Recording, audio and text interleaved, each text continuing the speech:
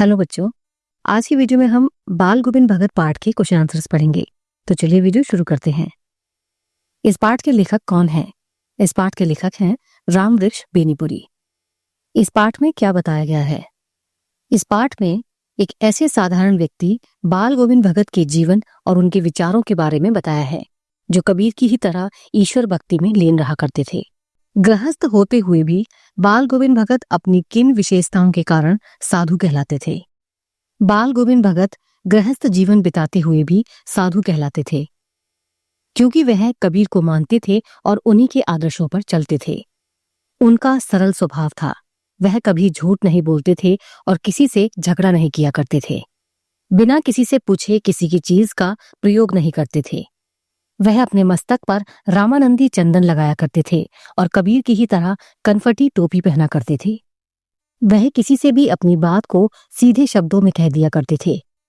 वह साधारण वेशभूषा वाले सरल स्वभाव के व्यक्ति थे और कबीर के गीतों को गुनगुनाते रहते थे। इन्हीं सब कारणों से वह साधु कहलाते थे। बाल गोविंद भगत की दिनचर्या लोगों के अचरज का कारण क्यों थी?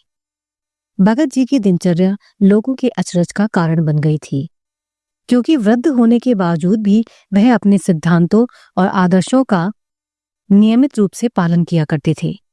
वह अकेले ही खेती करते थे और सर्दी में भी गांव से 2 मील दूर गंगा में स्नान करने जाया करते थे। वृद्धावस्था में होने के बावजूद भी उनमें फुर्ती की कमी नहीं थी।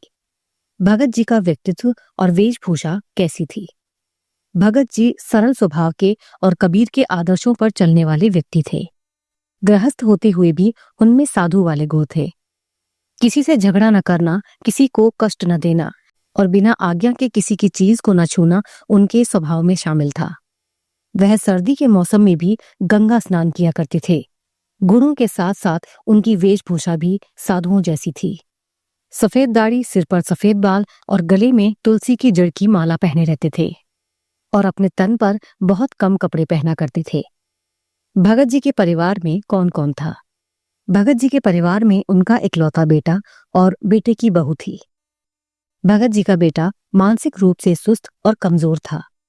बाल गोविंद भगत किस प्रकार मधुर गायन किया करते थे?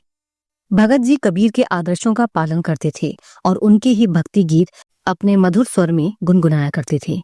उनके स्वरों में इतनी मधुरता थी कि वह उन गीतों को जीवित कर देते थे, जिससे लोग भी मंत्रमुग्ध होकर नाचने और गाने लगते थे। भगत ने अपने बेटे की मृत्यु पर अपनी भावनाएं किस प्रकार व्यक्त की?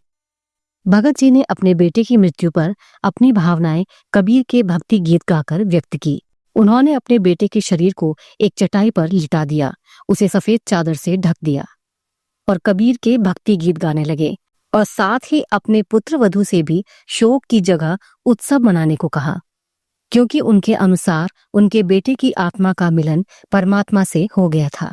भगत जी की पुत्र वधू उन्हें अकेला क्यों नहीं छोड़ना चाहती थी?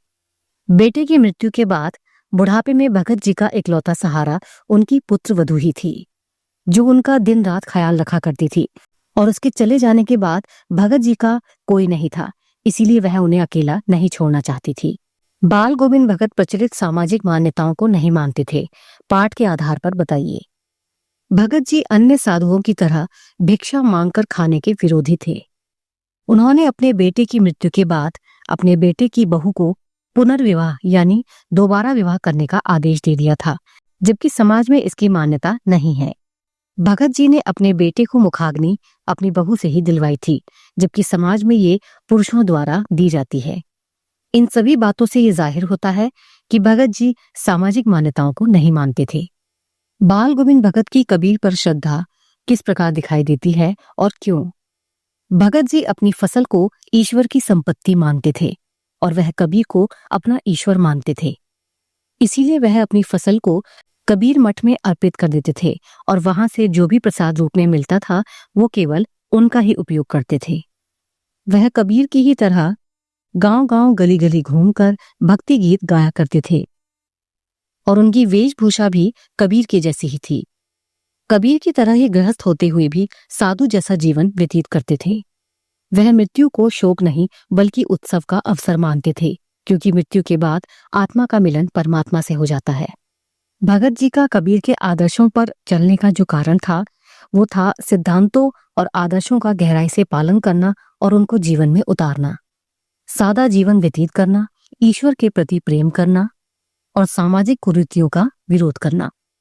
क्या साधु की पहचान पहनावे के आधार पर की जानी चाहिए? लेखक के अनुसार एक साधु की पहचान उनके पहनावे के आधार पर नहीं की जानी चाहिए, बल्कि उनकी पहचान उनके आदर्शों, सिद्धांतों, व्यवहार और जीवन प्रणाली के आधार पर ही की जानी चाहिए। अगर किसी व्यक्ति का आचरण सत्य, अहिंसा, ईश्वर प्रेम, लोक कल्याण, त्याग और जीवन सात्विक है, तब यह सुनिश्चित हो जाता है कि वह व्यक्ति साधु है।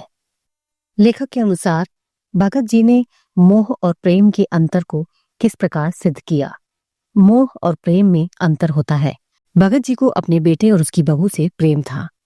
अपने बेटे की मृत्यु के बाद वह चाहते तो मोहवश अपने बेटे की बहू को अपने पास रोक सकते थे, लेकिन उन्होंने अपने बेटे की बहू की भलाई और उसकी खुशी की चिंता करते हुए उसे जबरदस्ती अपने भाई के साथ भेज दिया और उसके दूसरे विवाह का निर्णय लिया।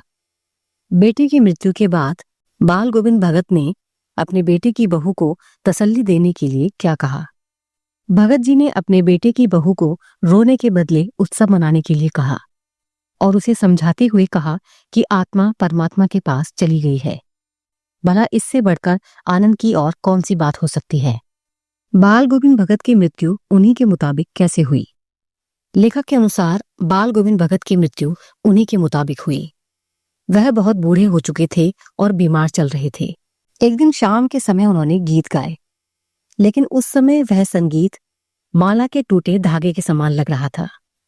सुबह में जब लोगों ने गीत नहीं सुना, तब जाकर देखा तो बाल गोविंद भगत की मृत्यु हो चुकी थी।